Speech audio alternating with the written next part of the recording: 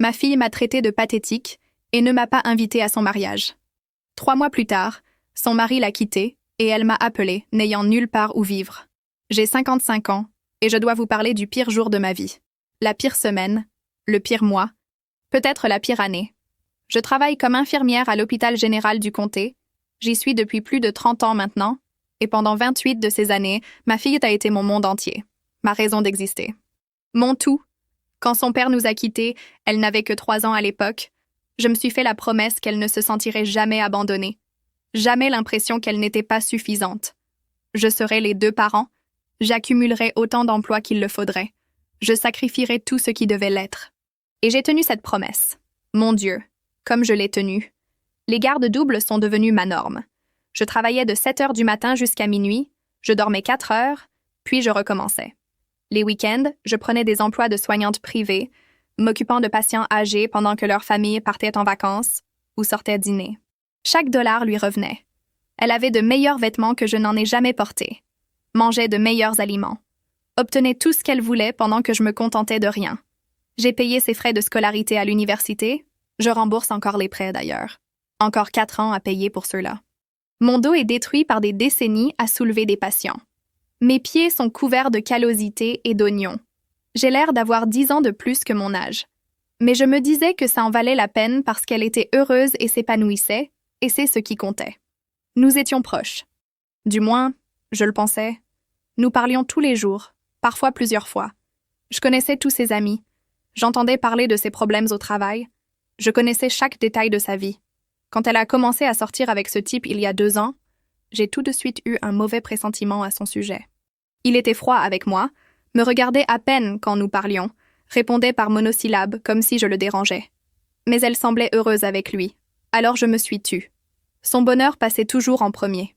Il y a 8 mois, elle m'a dit qu'ils allaient se fiancer. J'étais ravie. J'ai immédiatement commencé à économiser de l'argent, ce qui n'est pas facile avec un salaire d'infirmière et toutes mes dettes. J'ai pris des gardes supplémentaires jusqu'à ce que mon superviseur me supplie littéralement de prendre un jour de congé. J'ai vendu les bijoux que ma mère m'avait laissés, y compris un bracelet en or et des boucles d'oreilles en perles qui étaient dans notre famille depuis des générations. J'ai contracté un petit prêt sur ma retraite, même si mon conseiller financier m'a dit que c'était une idée terrible. Je m'en fichais. C'était le mariage de ma fille. J'ai raclé 8 000 $. Il m'a fallu 1 an à me tuer à la tâche pour économiser cette somme. Je la lui ai donnée il y a 6 mois dans une enveloppe. Je lui ai dit d'organiser le mariage qui la rendrait la plus heureuse. Elle a pleuré quand je la lui ai donnée. Elle m'a serré dans ses bras et m'a dit que j'étais la meilleure mère du monde. À ce moment-là, j'ai senti que tout en avait valu la peine. Après ça, j'ai continué à poser des questions sur les préparatifs du mariage. Quel lieu? Quelle date? Quelle couleur? Je voulais aider, je voulais être impliquée. Mais elle devenait vague. On est encore en train de voir, maman? C'est compliqué avec l'emploi du temps de sa famille. Je te tiens au courant bientôt. Je n'ai pas insisté. Je ne l'ai jamais poussé pour quoi que ce soit parce que je ne voulais jamais être un fardeau. Samedi dernier, j'étais à la maison après une garde de nuit brutale le vendredi.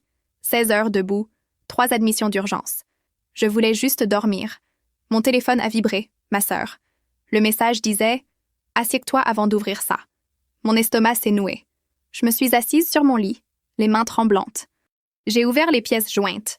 Des photos, des dizaines, un mariage, le mariage de ma fille. Avait eu lieu la veille pendant que j'étais au travail. Un petit lieu avec des guirlandes lumineuses et des décorations modestes. Ma fille en robe blanche, rayonnante. Son mari, l'air suffisant dans un costume de location. Sa famille et ses amis les entourant. Pas une seule personne de son côté. Pas de famille. Pas d'amis d'enfance. Personne qui l'ait connu avant lui. J'ai fait défiler chaque photo comme si j'étais piégée dans un cauchemar. J'ai reconnu le lieu, un endroit au centre-ville qui coûtait probablement 2 000 $. Mais 2 000 $. Elle s'était mariée sans me le dire. Sans m'inviter. L'avait découvert de la même manière que des inconnus, par des publications sur les réseaux sociaux après coup. Je ne pouvais plus respirer. La pièce tournait. 8 000 $. 1 an de ma vie. Vendre les bijoux de ma mère. Un prêt que je paierais pendant des années. Tout ça pour que ma fille puisse avoir un beau mariage auquel je n'étais pas autorisée à assister. Je ne valais même pas un appel téléphonique pour me dire que ça arrivait. Je n'ai pas dormi cette nuit-là. Impossible. Je suis juste restée assise à ma table de cuisine.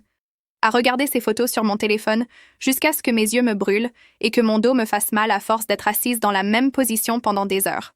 Je l'ai appelé 15 fois. Chaque appel tombait directement sur la messagerie vocale. Je lui ai aussi envoyé des textos, des messages qui devaient sembler de plus en plus désespérés et incohérents. Pourquoi n'étais-je pas invitée? Comment as-tu pu faire ça? Je t'ai donné 8 000 $. S'il te plaît, parle-moi. Tous livrés mais jamais lus, ou lus et ignorés, ce qui semblait en quelque sorte pire. Ma sœur est venue dimanche matin sans appeler d'abord. Elle m'a regardée et a commencé à faire du café que je ne pouvais pas boire et des toasts que je ne pouvais pas manger. Elle était furieuse pour moi, énumérant toutes les raisons pour lesquelles c'était impardonnable, mais je l'entendais à peine. J'étais complètement ailleurs, essayant de comprendre comment la personne pour qui j'avais tout sacrifié pouvait faire quelque chose d'aussi cruel. Dimanche après-midi, mon téléphone a enfin sonné. Elle.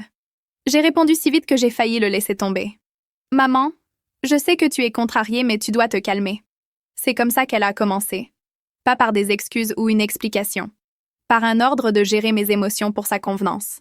Tu fais exploser mon téléphone et c'est honnêtement très embarrassant. Je n'ai pas pu parler pendant une seconde. Embarrassant? Je l'embarrassais? Pourquoi n'ai-je pas été invitée à ton mariage? Elle a soupiré comme si je n'étais pas raisonnable. Ce n'était pas personnel. Nous voulions que ce soit petit et intime. Juste la famille immédiate et les amis proches. Je suis ta mère. Je suis ta famille immédiate. Je sais, mais c'est compliqué. Il a une grande famille et nous ne pouvions pas inviter tout le monde. Alors nous avons décidé de nous en tenir aux personnes qui font partie de notre vie quotidienne maintenant. Je t'ai donné 8 000 $ pour ce mariage. Et nous apprécions vraiment cela. L'argent a beaucoup aidé pour tout. Elle l'a dit si nonchalamment, comme si c'était juste une transaction. Comme si j'étais une parente éloignée qui avait envoyé un chèque, pas sa mère qui s'était détruite pour économiser cet argent. Donc tu as pris mon argent et tu ne m'as pas invitée parce que je ne fais plus partie de ta vie quotidienne? Maman, ne déforme pas les choses. Tu ramènes tout à toi alors que c'était censé être à propos de lui et moi commençant notre vie ensemble. Alors pourquoi as-tu pris mon argent? Ma voix tremblait maintenant, la colère se mêlant à la douleur. Silence. Un long, lourd silence. Puis, maman, je dois être honnête avec toi. Il ne voulait pas que tu sois là. D'accord? Je suis désolée, mais c'est la vérité. Les mots m'ont semblé être des coups physiques. Comment ça? Il ne voulait pas que je sois là. Sa famille est différente de nous. Ils ont de l'argent, ils sont sophistiqués, cultivés. Il craignait que tu ne te sentes pas à ta place, que tu sois mal à l'aise. Donc c'était pour protéger mes sentiments? Même en le disant, je savais que c'était un mensonge. Pas exactement. Une autre pause. Il pense que tu es un peu pathétique, maman. Je suis désolée, mais il a dit que tu travaillais trop, que tu n'avais pas ta propre vie, que tu étais trop dépendante de moi émotionnellement.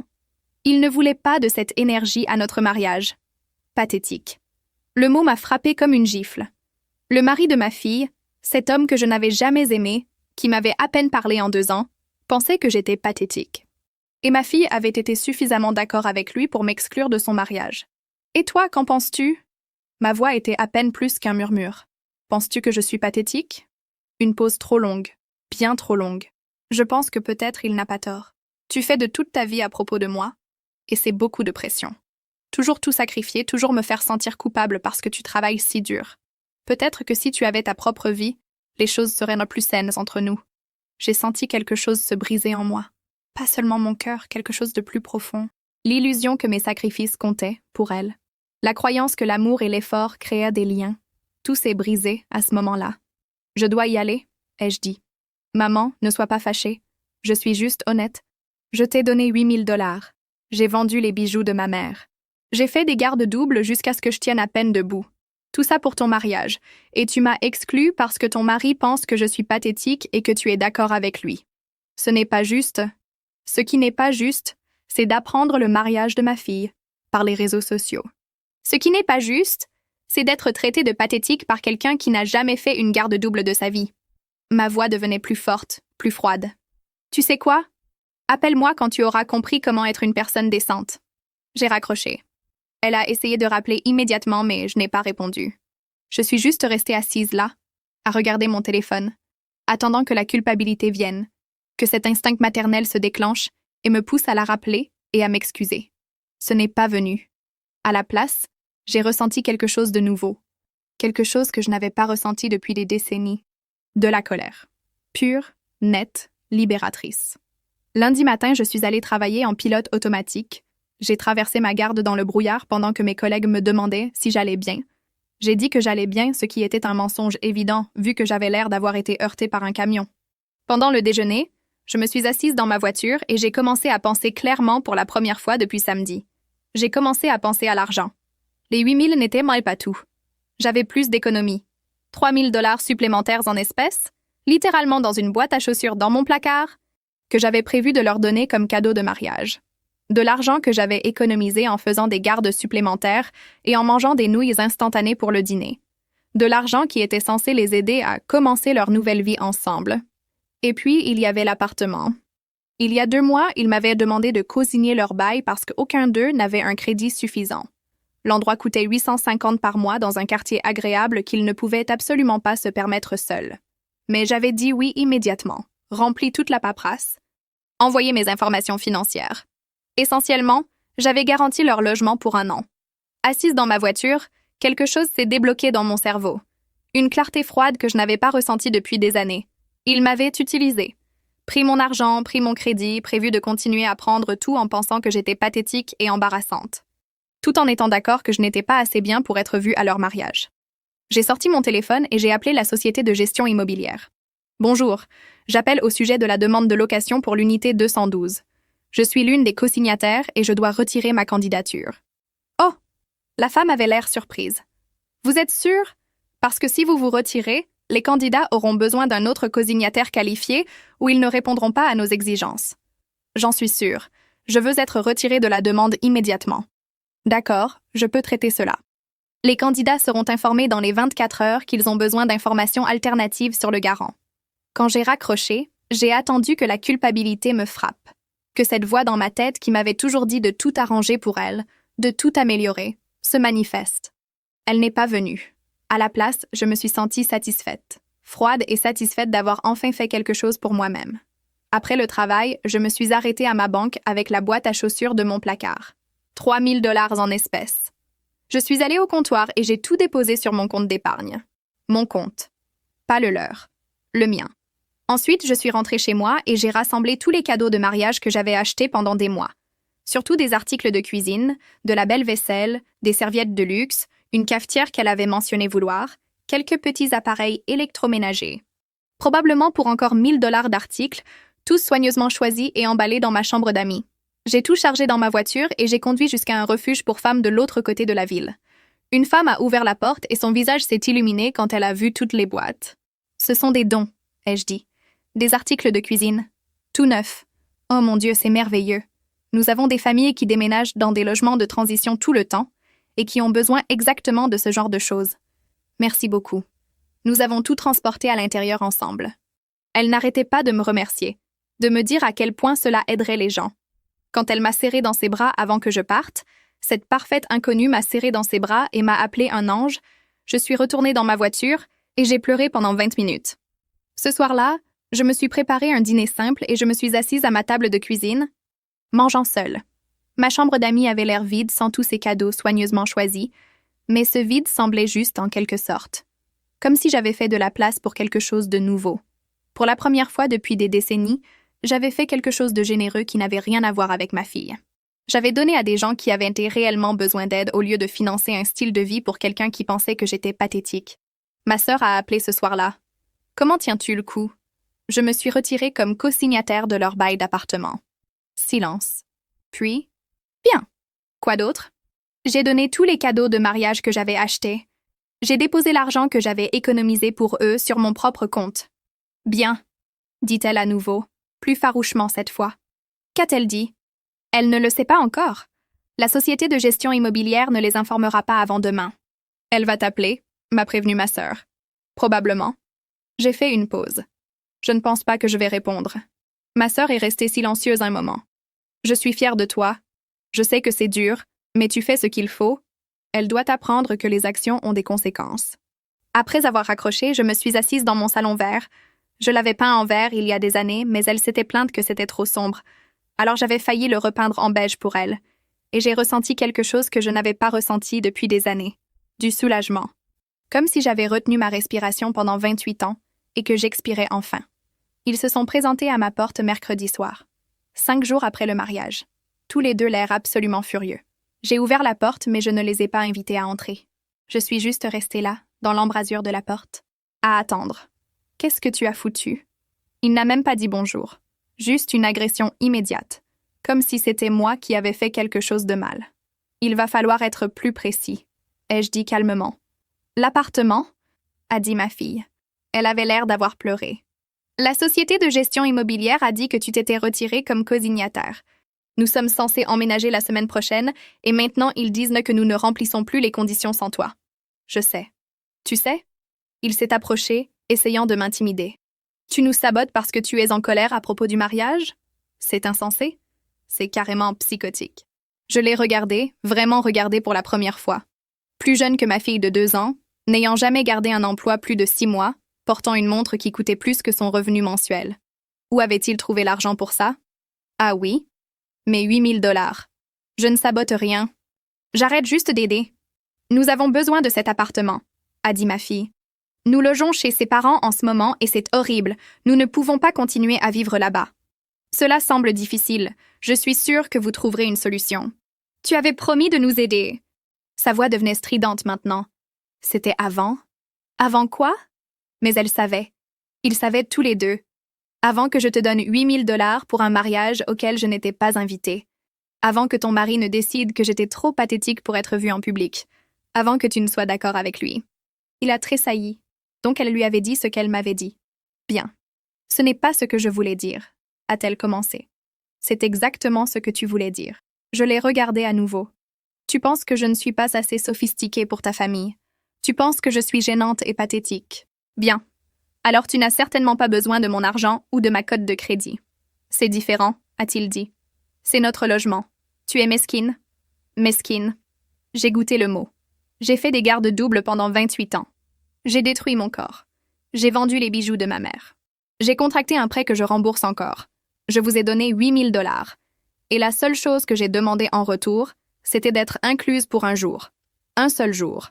Et vous n'avez même pas pu faire ça. Ma fille était en pleurs maintenant. Maman, s'il te plaît. Je suis désolée. C'était une erreur. S'il te plaît, ne nous punis pas comme ça. Je ne vous punis pas. J'en ai juste fini de me sacrifier pour des gens qui pensent que je suis une source d'embarras. Il y a une différence. Nous te rembourserons, a-t-il dit soudainement. Les 8 000. Nous te les rembourserons et ensuite tu pourras cosigner le bail. J'ai ri, pour de vrai. Avec quel argent? Aucun de vous ne peut garder un emploi décent. Vous vivez chez ses parents parce que vous ne pouvez rien vous permettre seul. Vous pensez que je vais croire que vous me rembourserez? Tu es une vraie garce, tu sais ça? A-t-il dit. Partez de ma propriété. Maman, partez de ma propriété. J'ai commencé à fermer la porte. Il a essayé de la repousser, mais j'avais déjà tourné le verrou. Ils sont restés dehors encore 10 minutes, lui hurlant des menaces à travers la porte, elle pleurant et suppliant. Il a dit que je le regretterais. Elle a dit que je ruinais sa vie. Finalement, ils sont partis. Je me suis assise sur mon canapé et j'ai attendu que la culpabilité me submerge. Que cet instinct maternel se déclenche et me pousse à courir après eux, à m'excuser, à tout arranger comme je l'avais toujours fait. Ce n'est pas arrivé. À la place, j'ai ressenti quelque chose que je n'avais pas ressenti depuis des années. La paix. Mon téléphone a commencé à sonner presque immédiatement. Ma fille appelant encore et encore. Je n'ai pas répondu. Puis les textos ont commencé à arriver. Comment as-tu pu nous faire ça? Tu es censée être ma mère? Je ne peux pas croire à quel point tu es égoïste. Nous allons être sans abri à cause de toi. J'ai lu chacun d'eux attentivement. J'ai remarqué à quel point chaque message portait sur ce que je lui avais fait.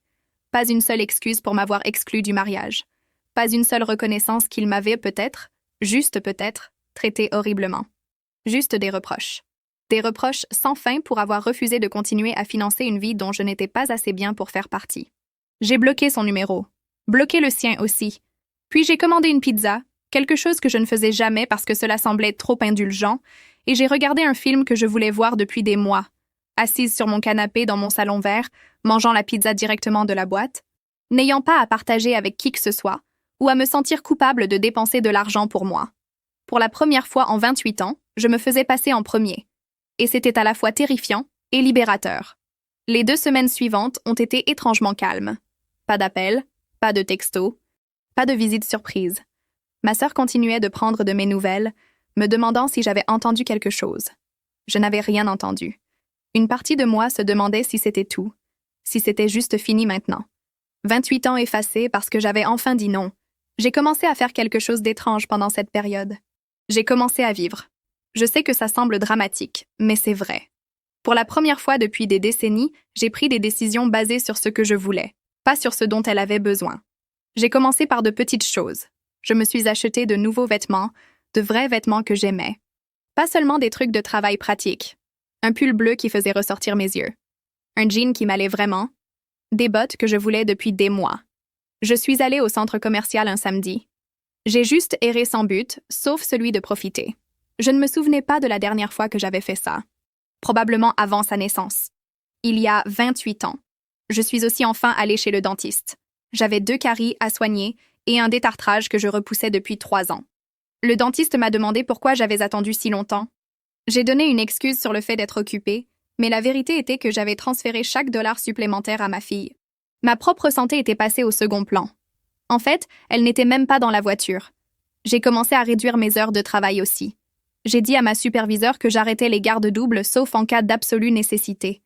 Elle a semblé choquée, j'avais été la personne fiable, celle qui disait toujours oui aux heures supplémentaires depuis 28 ans d'affilée. « Tout va bien ?» a-t-elle demandé prudemment. « Tout va bien. Mieux que bien, en fait.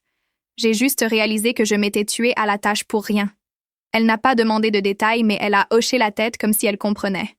Avec mon temps libre, j'ai fait quelque chose que j'avais toujours voulu faire. Peindre ma chambre. Je l'ai changé du beige ennuyeux à un violet profond que j'avais toujours aimé. Ma fille avait vu des échantillons de peinture il y a des années et avait dit que c'était trop sombre, trop dramatique.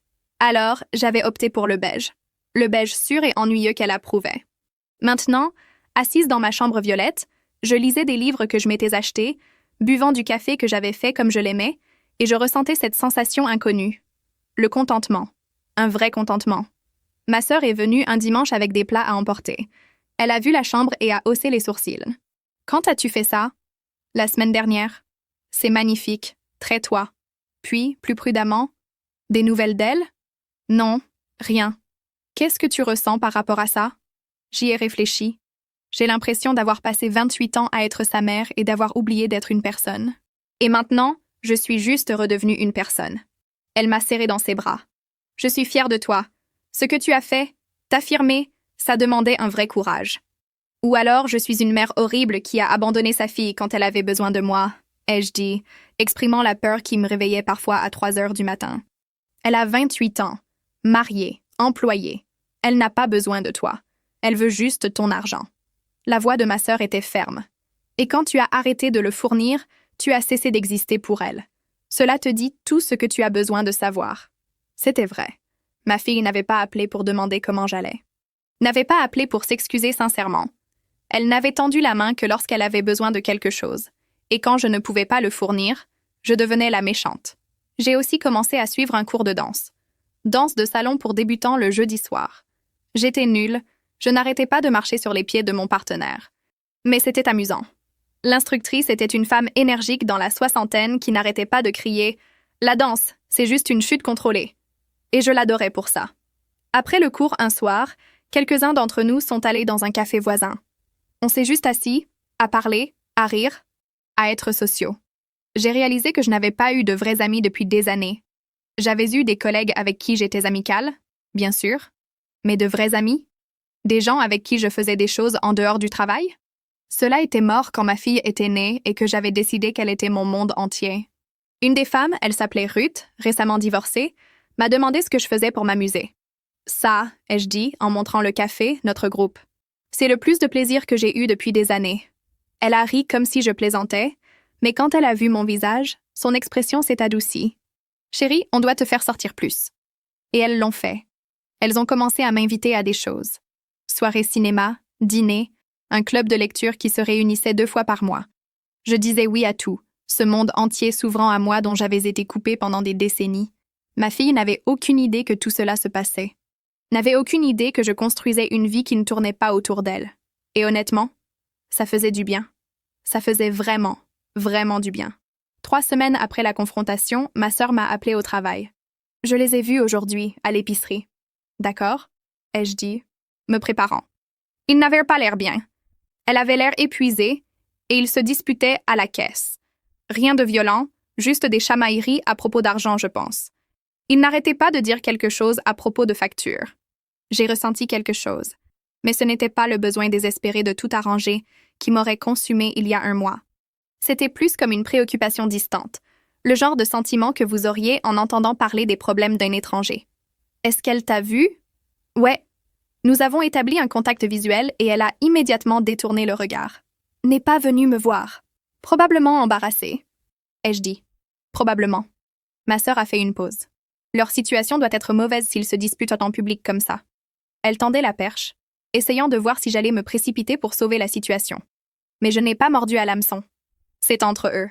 Je suis fière de toi, a-t-elle dit doucement. Je sais que c'est dur. C'était dur. Certains jours, je me réveillais avec cette douleur dans la poitrine, ce besoin de l'appeler et d'arranger les choses. Mais ensuite, je me souvenais qu'elle m'avait traité de pathétique. Je me souvenais avoir découvert le mariage par les réseaux sociaux. Je me souvenais de 28 ans à tout sacrifier pendant qu'elle prenait et ne demandait jamais une seule fois si j'allais bien. Au travail, une des infirmières plus âgées, une femme nommée Ruth, qui était là depuis encore plus longtemps que moi, m'a prise à part pendant le déjeuner. Tu sembles différente dernièrement? Dans le bon sens. Différente comment? Plus légère, comme si tu ne portais plus le poids du monde. Elle a remué son café. Ma fille était comme la tienne autrefois. Avait besoin de moi pour tout, prenait tout, ne donnait rien en retour. J'ai passé des années à me détruire en essayant de la rendre heureuse. Qu'est-ce qui a changé? J'ai arrêté, tout comme tu le fais maintenant. Et tu sais ce qui s'est passé? Elle s'est plantée plusieurs fois, a trouvé comment gérer sa propre vie, et maintenant nous avons une vraie relation. Une vraie. Combien de temps cela a-t-il pris? Environ 2 ans avant qu'elle ne revienne. Ruth a souri.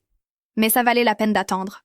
Maintenant, elle appelle pour prendre des nouvelles de ma vie, pas seulement quand elle a besoin de quelque chose. 2 ans. Pourrais-je supporter 2 ans de ce silence? De cette incertitude? Ce week-end-là, j'ai fait quelque chose auquel je pensais depuis des semaines. J'ai appelé un thérapeute. J'ai pris rendez-vous. Le plus tôt qu'ils avaient était dans 3 semaines, ce qui semblait juste. Ça me laissait le temps de me préparer. En attendant, j'ai continué à construire ma nouvelle vie. Le cours de danse est devenu une chose régulière. Je m'améliorais, apprenant vraiment les pas au lieu de juste trébucher. J'ai aussi commencé à suivre un cours de peinture, des aquarelles le mercredi soir. J'étais nulle, mais ça n'avait pas d'importance. L'instructeur, un homme patient dans la cinquantaine, a dit que le but n'était pas la perfection, mais l'expression. « Permettez-vous de faire des erreurs », a-t-il dit quand je suis devenue frustrée par une peinture qui ne ressemblait en rien à la photo de référence. C'est là que les choses intéressantes se produisent. Un jeudi, après le cours de danse, le groupe m'a invitée à dîner. Juste un truc décontracté dans un restaurant voisin. J'ai failli dire non, vieille habitude, toujours me précipiter à la maison comme si quelqu'un m'y attendait. Mais j'ai dit oui à la place. Nous nous sommes assis autour de cette table pendant 3 heures, juste à parler, rire, partager des histoires. Une femme a parlé de son divorce. Une autre de ses enfants qui déménageaient hors de l'État. Chacun avait sa propre vie compliquée, ses propres luttes. Et personne ne jugeait personne. Nous étions juste des gens authentiques les uns avec les autres. En marchant vers ma voiture après, j'ai réalisé que je souriais. Je souriais vraiment. À quand remontait la dernière fois que j'avais souri comme ça? Mon téléphone a sonné alors que je déverrouillais ma voiture. Numéro inconnu. J'ai failli ne pas répondre, mais quelque chose m'a poussé à décrocher. Est-ce bien elle? Une voix de femme. Plus âgée, raffinée, froide comme la glace. Qui est-ce? Je suis sa mère. Nous devons parler de ce que vous faites à mon fils et à votre fille. Sa mère. La famille sophistiquée que je n'étais pas assez bien pour rencontrer. Je me suis assise dans ma voiture, moteur éteint, et j'ai écouté. Je ne fais rien à personne. Ai-je dit calmement. Vous avez retiré votre soutien par dépit. Ils ont des difficultés à cause de vous. Vivent dans un endroit terrible. Se disputent constamment. Leur mariage s'effondre. Vous les détruisez. Leur mariage a 3 mois. S'il s'effondre déjà, cela n'a rien à voir avec moi. Vous êtes sa mère. Vous êtes censé la soutenir inconditionnellement. Je l'ai soutenue. Pendant 28 ans. Inconditionnellement.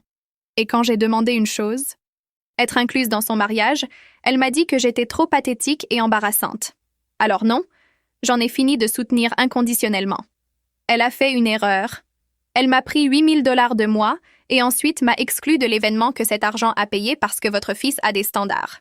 J'ai laissé cela infuser. Si la famille de votre fils est si bien et si sophistiquée, vous pouvez les soutenir. Vous pouvez cosigner leur bail, vous pouvez payer leurs factures. Silence. Puis, nous leur avons déjà donné. Elle s'est arrêtée, mais j'en avais assez entendu. Il leur avait donné quelque chose. De l'argent, probablement. Et ce n'était pas assez. Si votre famille les a déjà aidés et qu'ils ont encore du mal, peut-être que votre fils devrait trouver un meilleur emploi, ai-je dit. Au lieu d'attendre que des mères de la classe ouvrière dont il a honte financent son style de vie. Comment osez-vous? J'ai raccroché. Mes mains tremblaient, mais pas de peur, de colère.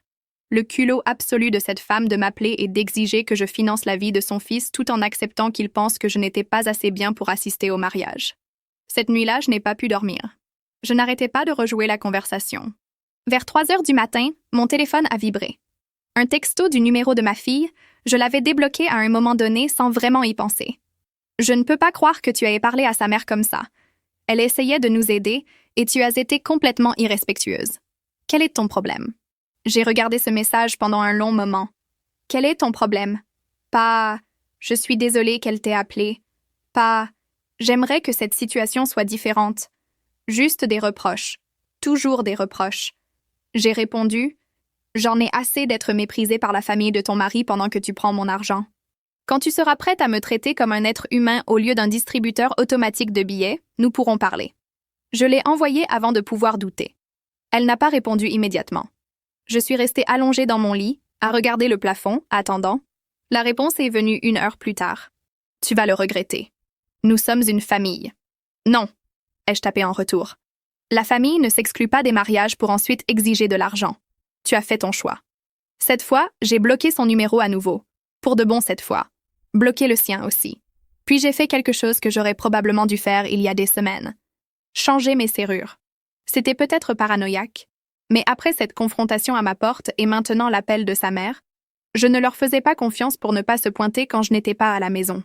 J'ai appelé un serrurier à la première heure le lendemain matin. Cela m'a coûté 200 $, mais ça valait le coup pour la tranquillité d'esprit. Mon premier rendez-vous chez le thérapeute était un mardi après-midi. J'avais pris une demi-journée de congé, ce que je ne faisais jamais. La thérapeute était une femme au début de la quarantaine nommée Dr. Ace. Calme, professionnelle, elle m'a immédiatement mise à l'aise. « Dites-moi pourquoi vous êtes ici » a-t-elle dit. Je lui ai tout dit. L'abandon par mon ex-mari, les décennies de sacrifices, le mariage, les 8 000 $, les confrontations, ma fille me traitant de pathétique. Tout est sorti d'un coup. Quand j'ai fini, elle est restée silencieuse un moment.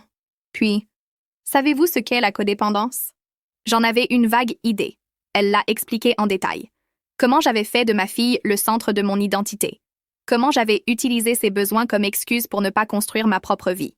Comment j'avais créé une dynamique où elle avait appris que mon amour signifiait donner sans fin, sans limite. Vous lui avez appris que vos besoins n'ont pas d'importance, a dit Dr. Hayes doucement.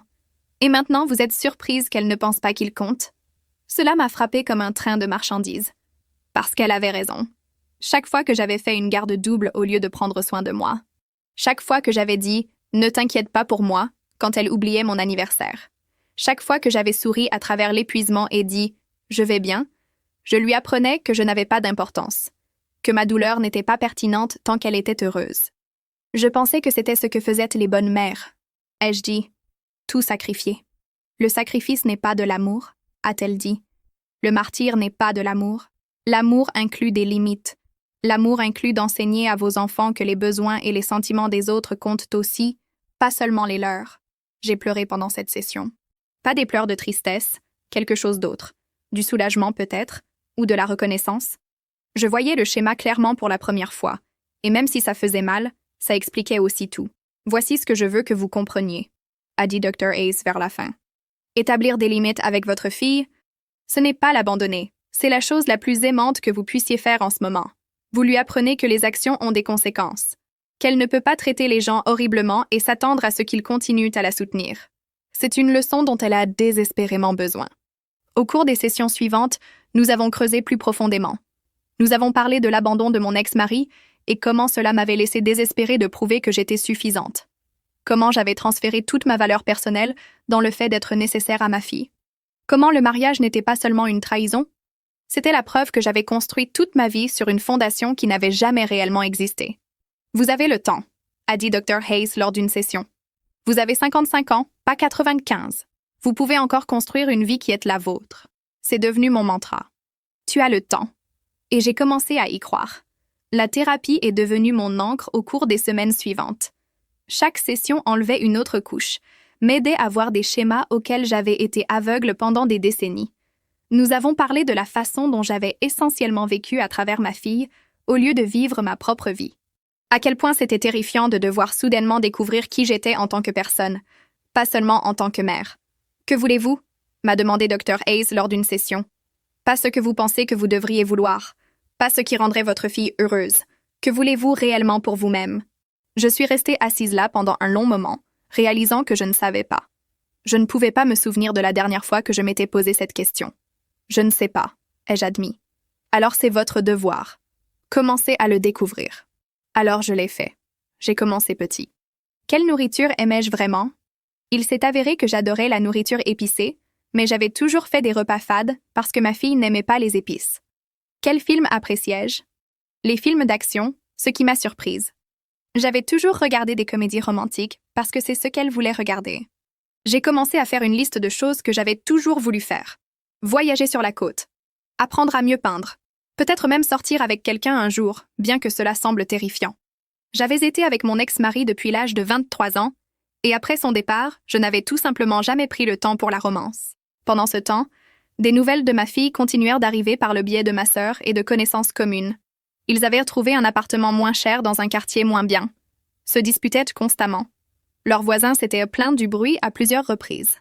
Il était agressif et cruel, lui reprochant d'avoir perdu mon soutien financier. « Vous sentez-vous coupable » m'a demandé Dr. Hayes quand j'ai mentionné cela.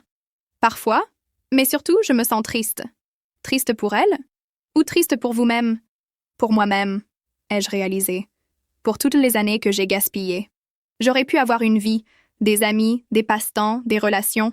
Au lieu de cela, je me suis tuée au travail pour quelqu'un qui a fini par penser que j'étais pathétique. Il n'est pas trop late, m'a-t-elle rappelé. Vous construisez cette vie maintenant. Et je l'étais. J'ai commencé à aller à la côte les week-ends. Juste des excursions d'une journée au début, partant tôt le matin et revenant le soir. L'océan semblait guérisseur d'une certaine manière. Je m'asseyais sur la plage pendant des heures, lisant, regardant les vagues, juste en étant. Je me suis inscrite à un meilleur cours de peinture aussi. Technique plus avancée, groupe plus petit. L'instructeur a été impressionné par mes progrès. « Vous avez un don naturel », a-t-il dit, ce qui m'a fait rire parce que j'avais passé 55 ans sans savoir cela de moi. Le cours de danse continuait. J'étais devenue assez bonne pour qu'ils me demandent de participer à un petit spectacle qu'ils organisaient. J'ai failli dire non. La vieille peur d'être vue, d'être jugée, de ne pas être assez bonne. Mais ensuite, j'ai pensé à ma fille m'excluant parce que je n'étais pas assez sophistiquée, et quelque chose en moi s'est rebellé. Oui, ai-je dit à l'instructeur. Je le ferai. J'ai commencé à pratiquer des heures supplémentaires. J'ai acheté une robe pour la performance. Rien d'extravagant, mais elle me faisait me sentir belle. Le soir du spectacle, ma sœur est venue me voir. Ruth du travail aussi, et quelques personnes de mon cours de peinture. Des gens que j'avais laissés entrer dans ma vie au cours de ces derniers mois. Quand je suis montée sur cette petite scène et que j'ai commencé à danser, j'ai ressenti quelque chose que je n'avais jamais ressenti auparavant. Pas de nervosité ou de peur du jugement. Juste de la joie. Une joie pure et simple. Après, tout le monde m'a félicité. Ma sœur m'a serré fort dans ses bras. « Tu étais incroyable. Quand es-tu devenue si bonne? » Quand j'ai commencé à faire des choses pour moi au lieu de les faire pour tout le monde, ai-je dit. Cette nuit-là, allongée dans mon lit, j'ai reçu un texto d'un numéro inconnu. Il m'a fallu 1 minute pour réaliser que c'était ma fille. Elle avait obtenu un nouveau numéro ou textait depuis le téléphone de quelqu'un d'autre. J'ai entendu dire que tu dansais dans un spectacle. Contente que tu vives ta meilleure vie pendant que je galère. L'amertume était palpable. Une partie de moi voulait répondre, me défendre, expliquer, mais je ne l'ai pas fait. J'ai juste supprimé le message et je me suis endormie. 3 mois après le mariage, ma sœur m'a dit qu'ils s'étaient séparés. Il l'avait mise à la porte de l'appartement lors d'une dispute. Elle logeait chez une amie, joignant à peine les 2 bouts, dévastée. « Elle va t'appeler », m'a prévenue ma sœur. « Je sais. Qu'est-ce que tu vas faire ?» J'y ai réfléchi. À la femme que j'étais il y a 3 mois, qui aurait tout laissé tomber pour la sauver. Et à la femme que j'étais maintenant, qui avait appris à ses dépens que sauver quelqu'un de ses propres choix ne faisait que lui permettre de continuer à en faire de mauvais. Je vais lui dire que je l'aime, mais que je ne peux pas régler ça pour elle. Ma sœur m'a regardée pendant un long moment. Tu as changé. Vraiment changé. J'ai dû. L'ancienne version de moi était en train de mourir de l'intérieur. Et c'était vrai. L'ancien moi, celle qui vivait entièrement à travers sa fille, qui n'avait pas d'identité au-delà d'être une mère, qui sacrifiait tout et n'obtenait rien en retour, elle était partie. Et elle ne me manquait pas du tout. L'appel est arrivé un vendredi soir. J'étais à la maison, à mi-chemin d'un livre que j'appréciais, quand mon téléphone a sonné. Son numéro, ou un nouveau numéro, je ne pouvais pas dire. J'ai laissé sonner 4 fois avant de répondre. Allô? Maman. Sa voix était brisée. Elle pleurait si fort que je pouvais à peine la comprendre. Maman, s'il te plaît, j'ai besoin d'aide. Tout s'est effondré et je ne sais pas quoi faire. Je me suis assise, agrippant le téléphone. Que s'est-il passé? Il m'a mise à la porte.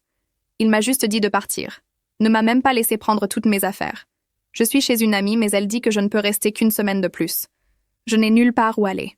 Je n'ai pas d'argent. Maman, s'il te plaît. J'ai besoin de toi. J'ai fermé les yeux. C'était le moment. Le test de tout ce que j'avais appris en thérapie, de tout ce que j'avais construit au cours des 3 derniers mois. L'ancienne moi serait déjà en route, aurait déjà offert ma chambre d'amis, mon argent, ma vie. Je suis désolée que tu traverses ça, ai-je dit prudemment. Ça a l'air vraiment difficile. Est-ce que je peux venir chez toi, juste pour un petit moment, le temps que je m'organise? Non. Silence. Puis, non? Maman, je vais être sans abri. Comment peux-tu dire non? Tu n'es pas sans abri. Tu loges chez une amie. Et tu as 28 ans avec un emploi. Tu peux t'en sortir. Je ne peux pas payer une caution et un premier mois de loyer toute seule. J'ai besoin d'aide. Alors tu devras trouver une colocation, ou un endroit moins cher, ou prendre des gardes supplémentaires au travail. Je ne te donne pas d'argent et tu n'emménages pas avec moi. Je ne peux pas le croire. Sa voix est passée du désespoir à la colère. Je suis ta fille et tu vas juste me laisser souffrir? Je ne te laisse pas souffrir. Je te laisse gérer ta propre vie. Il y a une différence. C'est à cause du mariage, n'est-ce pas? Tu me punis toujours pour ça. J'ai pris une profonde inspiration. Ce n'est pas une punition. C'est moi qui établis enfin des limites. Pendant 28 ans, j'ai fait de tes problèmes mes problèmes. Je me suis détruite en essayant de tout arranger pour toi. Et tu sais ce que j'ai eu en retour? Tu m'as traité de pathétique. Tu m'as exclue de ton mariage. Tu m'as pris 8 000 $ de moi, et ensuite tu m'as dit que je n'étais pas assez bien pour être là. Je me suis excusée pour ça. Non, tu ne l'as pas fait. Tu as dit que tu étais désolée que je sois blessée. Ce n'est pas la même chose qu'être désolée pour ce que tu as fait. Elle pleurait plus fort maintenant. Je ne peux pas faire ça seule. J'ai besoin de ma mère. Tu as ta mère. Je suis là. Mais je ne serai plus ton distributeur automatique de billets ou ton filet de sécurité. Tu dois t'en sortir toi-même. Donc c'est tout? Tu m'abandonnes juste? Encore ce mot. Abandonner. Établir des limites n'est pas un abandon. Je t'aime, mais je ne peux pas te sauver des conséquences de tes choix. Je te déteste, a-t-elle dit, et elle a raccroché. Je suis restée assise là longtemps, le téléphone à la main, attendant que la culpabilité m'écrase. Elle est venue par vagues. Et si elle finissait vraiment à la rue? Et si quelque chose de terrible lui arrivait? Et si je faisais une horrible erreur? J'ai appelé la ligne d'urgence de Dr. Ace. J'ai laissé un message expliquant ce qui s'était passé, comment je me sentais. Elle m'a rappelé en moins d'1 heure. Vous avez fait ce qu'il fallait? A-t-elle dit fermement.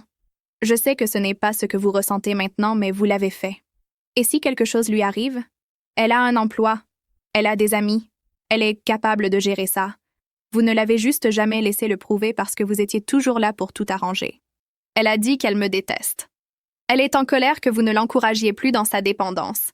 C'est différent de vous détester vraiment. Donnez-lui du temps. Au cours des semaines suivantes, les messages ont continué. Parfois en colère, m'accusant d'être cruelle et sans cœur. Parfois désespéré, suppliant pour juste un peu d'aide. Parfois manipulateur, me rappelant les bons moments que nous avions eus, me demandant si je l'aimais encore. J'ai répondu occasionnellement, mais j'ai gardé mes limites fermes. Je t'aime. Je crois que tu peux gérer ça. Je ne suis pas en mesure de fournir un soutien financier. Tu es plus forte que tu ne le penses. Elle détestait chaque réponse. M'a dit que j'avais changé, que je n'étais pas la mère qu'elle connaissait. Tu as raison. Ai-je tapé en retour une fois? Je ne le suis pas. Je suis quelqu'un qui a sa propre vie maintenant. Ma sœur m'a tenue au courant de ce qu'elle pouvait découvrir. Ma fille avait trouvé une chambre à louer chez quelqu'un. C'était petit et dans un quartier difficile, mais c'était à elle. Elle faisait des gardes supplémentaires, apprenait à gérer son budget, à survivre par ses propres moyens. Elle le fait, a dit ma sœur lors d'un de nos appels. Elle gère vraiment sa vie. Ah, je sais, ai-je dit, et je me sentais fière d'elle, même si elle détesterait le savoir. 4 mois après le mariage, quelque chose d'inattendu s'est produit. Je suis allée à un rendez-vous. Il s'appelait Penn. Je l'avais rencontré à mon cours de peinture environ 6 semaines plus tôt. Il avait 58 ans, veuf dont la femme était décédée d'un cancer 3 ans auparavant. Nous discutions après le cours depuis des semaines, rien de sérieux, juste une conversation amicale sur l'art et la vie. Puis un soir, il m'a demandé si je voulais aller prendre un café un de ces jours. J'ai failli dire non. La culpabilité a tenté de refaire surface. Comment pouvais-je sortir avec quelqu'un alors que ma fille avait des difficultés? Comment pouvais-je penser à mon propre bonheur alors que notre relation était brisée?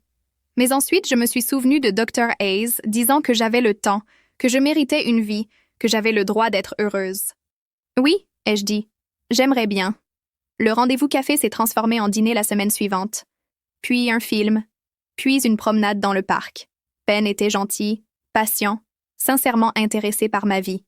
Il posait des questions sur mon travail, mes passe-temps, mes pensées sur les choses. Pas ce que je pouvais faire pour lui, mais qui j'étais en tant que personne. « Parle-moi de ta famille », a-t-il dit lors de notre 3e rendez-vous. Je lui ai donné la version courte. J'ai une fille. Nous traversons une période difficile en ce moment. J'apprends à établir des limites. Il a hoché la tête. C'est dur. J'ai vécu quelque chose de similaire avec mon plus jeune fils. Il était dans la trentaine, ne pouvait pas garder un emploi, demandait sans cesse de l'argent. Ma femme voulait continuer à l'aider, mais j'ai finalement dit non. Il nous en a voulu pendant des années. Comment avez-vous géré ça? Nous avons maintenu nos limites. C'était l'enfer pendant environ 2 ans. Il nous parlait à peine. Mais finalement, il a mis de l'ordre dans sa vie, a trouvé un emploi stable, s'est même excusé. Maintenant, nous parlons chaque semaine et c'est une vraie relation. 2 ans, ai-je dit. Tout le monde n'arrêtait pas de dire 2 ans. Ça en vaut la peine, a dit Penn. La relation que nous avons maintenant est meilleure que ce que nous avions avant parce qu'elle n'est pas basée sur le fait que je le sauve. Elle est basée sur le respect mutuel. J'ai commencé à voir Penn régulièrement. 1 fois par semaine au début, puis 2. Il a rencontré ma sœur, qu'il a immédiatement approuvée. A rencontré mes amis du cours de danse et de peinture. Ils ont tous dit la même chose. J'avais l'air heureuse, vraiment heureuse. À peu près à cette époque, j'ai remarqué que les textos de ma fille avaient changé. Moins fréquents, moins en colère. Parfois juste un « Comment vas-tu ?» sans arrière-pensée.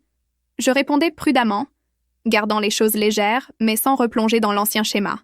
Puis un soir, elle a appelé. Vraiment appelé au lieu de texter. « On peut parler ?» a-t-elle demandé. Sa voix était différente, plus calme, plus mature en quelque sorte. Bien sûr, j'ai beaucoup réfléchi. Au mariage, à la façon dont je t'ai traité, à tout. Et j'ai besoin de m'excuser vraiment. Pas de fausses excuses. De vrai. Je me suis assise. Je t'écoute. J'étais tellement prise par lui, par le fait d'être la personne qu'il voulait que je sois, que je me suis complètement perdue. Et je l'ai laissé faire de toi cette source d'embarras, ce problème à cacher, alors que tu étais la personne qui avait tout sacrifié pour moi. Sa voix s'est brisée. Je t'ai pris 8 000 $ de toi et ensuite je t'ai exclue parce que j'avais honte. C'est impardonnable, maman. Et je suis tellement désolée. J'ai senti les larmes monter. Ça m'a blessée. Ça fait encore mal. Je sais. Et je ne m'attends pas à ce que tu me pardonnes ou que tu reviennes à ce qu'étaient les choses. Je voulais juste que tu saches que je le vois maintenant, ce que j'ai fait. Et je suis désolée. Nous avons parlé pendant plus d'1 heure.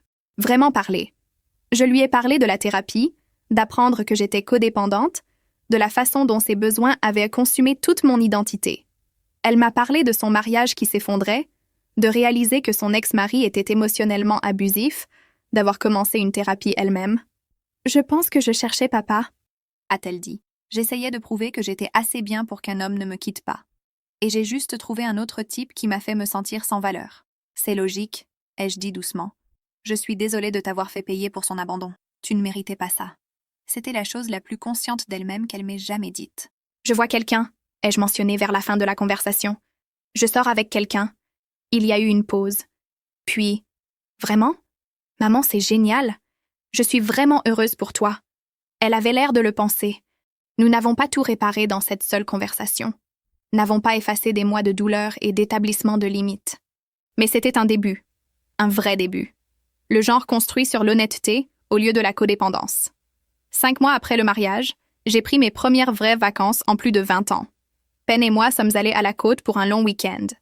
Nous avons séjourné dans un petit bed and breakfast.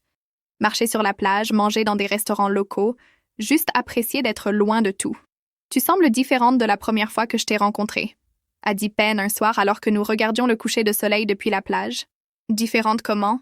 Plus détendue, plus à l'aise dans ta peau. Comme si tu t'étais enfin donné la permission d'exister. Il avait raison. J'avais passé 55 ans à être ce dont les autres avaient besoin. Une épouse, une mère, une infirmière, une soignante. Jamais juste être moi-même. Maintenant, j'apprenais qui était cette personne, et j'avais l'impression de remonter à la surface après m'être noyée pendant des décennies. Ma relation avec Penn devenait sérieuse. Nous avions parlé d'emménager ensemble éventuellement, bien que nous prenions notre temps. Il avait rencontré ma fille brièvement autour d'un café, gênant mais cordial. Il n'en faisait pas trop, ce que j'appréciais. Il la traitait juste comme une personne normale, pas comme quelqu'un qu'il devait séduire. Ma fille allait mieux, travaillait toujours 2 emplois, vivait dans cette petite chambre, mais gérait sa vie. Nous parlions peut-être une fois par semaine maintenant. Des appels courts principalement, pour prendre des nouvelles. Elle me parlait de ses séances de thérapie, des choses qu'elle apprenait sur elle-même. Je lui parlais de ma vie, cours de danse, peinture, Penn. C'était étrange, cette nouvelle dynamique. Nous apprenions à être 2 personnes distinctes qui tenaient l'une à l'autre, au lieu du désordre codépendant que nous avions été auparavant. Certains jours, c'était gênant et inconfortable. D'autres jours, cela semblait juste d'une manière que notre ancienne relation n'avait jamais été. Elle m'a invitée à déjeuner un samedi, juste nous 2. J'ai failli dire non, vieille peur de retomber dans les schémas, mais Dr. Hayes m'a encouragée à y aller. « Vous avez fait le travail. » A-t-elle dit. « Vous pouvez déjeuner avec votre fille sans vous perdre. » Alors j'y suis allée, nous nous sommes rencontrés dans un petit café du centre-ville. Elle avait l'air fatiguée mais en meilleure santé en quelque sorte. Moins comme si elle se noyait et plus comme si elle faisait la planche. « Comment va le travail ?» ai-je demandé. « Épuisant. Mais j'apprends beaucoup. Sur la gestion du budget, la gestion de l'argent, sur le fait d'être vraiment une adulte. » Elle a souri avec tristesse. « Des choses que j'aurais dû apprendre il y a des années si je n'avais pas compté sur toi pour tout. Tu les apprends maintenant. C'est ce qui compte. » J'ai été approuvée pour mon propre appartement, a-t-elle dit. Un petit T2, rien d'extraordinaire. Mais il est à moi. Pas de colocataire, pas de cosignataire. Je l'ai fait moi-même. Je me suis sentie sincèrement fière d'elle. C'est merveilleux. Merci de ne pas m'avoir sauvée, a-t-elle dit soudainement. J'étais tellement en colère contre toi pendant des mois. Je pensais que tu étais cruelle. Mais tu avais raison. J'avais besoin d'apprendre à gérer ma propre vie. Je suis désolée que ça ait dû se passer comme ça, ai-je dit. Mais je ne suis pas désolée d'avoir établi des limites. Tu ne devrais pas l'être. Je t'utilisais. Je profitais de ton amour. Ce n'était pas juste. Nous avons parlé d'autre chose aussi. Sa thérapie. Ma thérapie. Le mariage et comment nous l'avions toutes les 2 terriblement mal géré de différentes manières. Tout n'était pas résolu. Certaines blessures mettent des années à guérir. Mais nous essayons toutes les 2. Vraiment essayé. Quand nous avons quitté le café, elle m'a serré dans ses bras. « Je t'aime, maman. Je t'aime aussi. » C'était différent d'avant. Moins désespéré, moins suffocant. Juste sincère. Ma vie était devenue quelque chose que je n'avais jamais imaginé. Je sortais avec un homme qui me respectait. J'avais de vrais amis que je voyais régulièrement. J'allais à des cours de danse et de peinture, et j'appréciais vraiment mon temps libre au lieu de le remplir de travail. Mon appartement était décoré comme je le voulais, chambre violet profond, salon vert, de l'art que j'avais choisi moi-même sur les murs. J'avais réduit mes heures de travail à 4 gardes par semaine au lieu de 6. Plus de gardes doubles, sauf absolue nécessité. Ma superviseure s'était adaptée, avait trouvé d'autres infirmières pour couvrir les heures supplémentaires. Le monde ne s'était pas effondré parce que j'avais arrêté d'être disponible 24 heures sur 24, 7 jours sur 7. Financièrement, je reconstruisais. Cette perte de 8 000 $ avait fait mal, et je remboursais toujours le prêt, mais je gérais. Plus important encore, j'économisais de l'argent pour des choses que je voulais. Une meilleure voiture peut-être, de vraies vacances avec Penn l'année prochaine. Des choses qui étaient pour moi. L'ancienne moi ne reconnaîtrait pas cette vie. La femme qui se tuait au travail, qui n'avait pas d'identité au-delà d'être nécessaire, qui sacrifiait tout et n'obtenait rien en retour. Cette femme était partie. Et bien que le chemin pour arriver ici ait été douloureux, le mariage, les confrontations, les mois de silence, je ne changerai rien. Parce que pour la première fois de ma vie d'adulte, je vivais vraiment au lieu de simplement exister. Cela fait 8 mois depuis le mariage qui a détruit et reconstruit ma vie. 8 mois que j'ai découvert par les réseaux sociaux que ma fille s'était mariée sans moi. 8 mois que j'ai commencé le voyage le plus dur et le plus nécessaire de ma vie, apprendre à être une personne au lieu d'être juste une mère. Ma relation avec ma fille est toujours en guérison. Nous parlons une, peut-être 2 fois par semaine. Des conversations courtes principalement, mais réelles. Elle pose des questions sur ma vie maintenant, écoute vraiment les réponses, me parle de ses séances de thérapie et des choses qu'elle apprend sur elle-même, sur la codépendance et le besoin de plaire et comment elle avait répété des schémas en m'observant. Je ne connaissais pas d'autre façon d'être, m'a-t-elle dit récemment. Tu te sacrifiais tellement que je pensais que c'était à ça que ressemblait l'amour. Juste donner sans fin, sans limite. Et puis j'ai trouvé un homme qui en a profité, tout comme j'avais profité de toi. C'était dur à entendre, mais c'était vrai. Nous avions toutes les deux été piégées dans des schémas malsains, transmettant les dommages comme un héritage dont aucune de nous ne voulait. Elle va bien maintenant. Elle travaille toujours 2 emplois, mais dans son propre appartement, gérant ses propres factures, construisant sa propre vie. Nous avons dîné la semaine dernière, elle a cuisiné pour moi dans sa minuscule cuisine, fière de ce simple repas qu'elle avait préparé elle-même. L'appartement était petit mais propre et décoré avec des choses qu'elle avait choisies. Ce n'était pas grand-chose, mais c'était à elle, gagné par ses propres efforts. « Je n'ai jamais compris à quel point tu travaillais dur », a-t-elle dit pendant que nous mangions. « Pas avant de devoir le faire moi-même. Je suis désolée de ne pas l'avoir apprécié. Je suis désolée de t'avoir traité de pathétique alors que tu étais la personne la plus forte que je connaissais. » J'ai pleuré. Elle a pleuré. Nous étions enfin honnêtes l'une envers l'autre. Quant à moi, ma vie est méconnaissable par rapport à il y a 8 mois. Pen et moi, c'est du sérieux. Nous parlons d'emménager ensemble l'année prochaine, en prenant les choses lentement mais sûrement. Il me fait rire, me fait me sentir valorisée et vue. Il a rencontré mes amis, s'intègre dans ma vie sans essayer de la contrôler.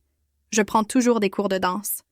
J'ai même participé à un autre spectacle le mois dernier et je ne me suis pas sentie terrifiée tout le temps. J'ai juste ressenti de la joie. Pen était dans le public, applaudissant de manière embarrassante. Ma fille est venue aussi, a apporté des fleurs, m'a serré dans ses bras après, et m'a dit qu'elle était fière de moi. Les cours de peinture continuent. Je suis devenue assez bonne pour avoir vendu quelques pièces lors d'une foire d'art locale. Rien qui ne me rendra riche, mais voir quelqu'un choisir mon art, payer de l'argent pour quelque chose que j'ai créé, c'était incroyable. Je travaille 4 gardes par semaine maintenant. Pas de garde double, pas de job de soignante le week-end. Mes collègues se sont adaptés. L'hôpital ne s'est pas effondré parce que je ne suis pas là constamment. Il s'avère que je n'étais pas aussi indispensable que je le pensais, ce qui était en fait un soulagement. Mon appartement est exactement comme je le veux. Chambre violet profond. Salon vert. De l'art sur les murs que j'ai choisi parce que je l'aimais, pas parce que quelqu'un d'autre l'approuvait. C'est petit, mais c'est le mien. Mon sanctuaire. Financièrement, je rembourse toujours ce prêt sur ma retraite. Je me remets toujours de la perte de 8 000 $. Mais je gère. J'économise de l'argent pour la première fois de ma vie, pour des choses que je veux. Pas des choses dont quelqu'un d'autre a besoin. Pen et moi prévoyons un voyage au printemps prochain. De vraies vacances, 2 semaines complètes, quelque part au chaud avec des plages. Ma sœur dit que j'ai l'air d'avoir 10 ans de moins qu'il y a 8 mois. « Tu rayonnes », m'a-t-elle dit la semaine dernière. Comme si tu te souvenais enfin que tu as le droit d'être heureuse. Elle a raison. J'avais oublié ça quelque part en cours de route. Oublié que mon bonheur comptait, que mes besoins étaient valides, que j'avais le droit d'exister en tant que plus qu'un simple système de soutien pour quelqu'un d'autre. Est-ce que je regrette comment tout s'est passé? Le mariage fait toujours mal quand j'y pense. 8 000 $ que je ne récupérerai jamais. Des mois de douleur, de confusion et de colère. Mais je ne regrette pas d'avoir établi des limites. Je ne regrette pas de m'être enfin choisie. Parce que voici ce que j'ai appris. Vous pouvez aimer quelqu'un tout en ayant des limites. Vous pouvez être une bonne mère sans vous détruire. Le sacrifice n'est pas de l'amour, c'est juste un sacrifice. Et parfois, la chose la plus aimante que vous puissiez faire est de laisser quelqu'un gérer sa propre vie, même quand il a des difficultés, même quand vous voulez désespérément tout arranger. J'ai 55 ans. J'ai passé 28 ans à être mère et j'ai oublié d'être quoi que ce soit d'autre. Pour la première fois depuis des décennies, je vis ma propre vie. Non définie par ce que je peux donner ou par qui a besoin de moi. Juste une femme avec des passe-temps, des amis et un partenaire qui la valorise. Une femme qui comprend enfin qu'elle est suffisante, telle qu'elle est. Et ce n'est pas la fin que j'attendais quand tout ce cauchemar a commencé il y a 8 mois. Mais c'est la fin dont j'avais besoin.